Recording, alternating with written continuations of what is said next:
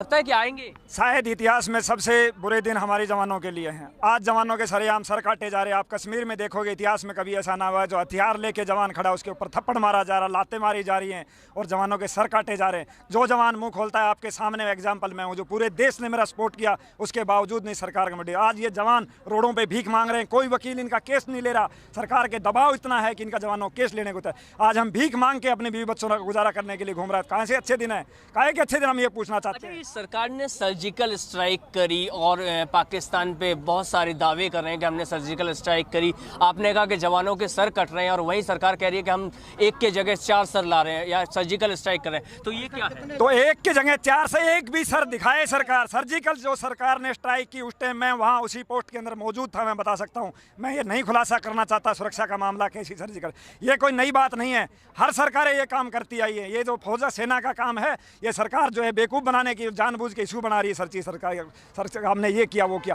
फौज का वो काम है, वो अपना काम करने दीजिए। लेकिन नहीं तो फिर क्यों जवानों की इतनी हत्याएं हो रही? 700 जवान बीमारी से मर चुके हैं। सरकार क्या इन्होंने क्या ध्यान दिए? आज पैरामिलिट्री के जवानों के इन्होंने कहा था हम 1 रैंक 1 पेंशन देंगे, आपको ये सुविधाएं देंगे, लेकिन कोई सुविधाएं नहीं।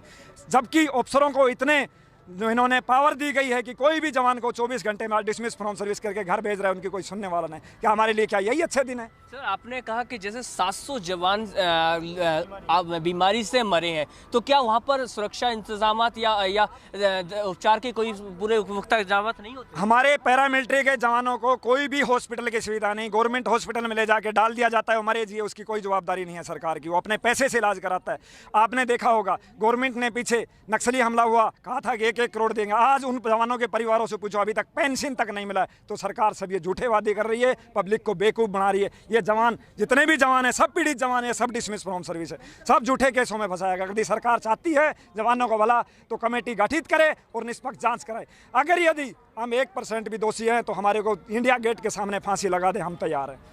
जैसा कि आप लोगों ने देखा कि बिगर निष्पक्ष जांच के सरकार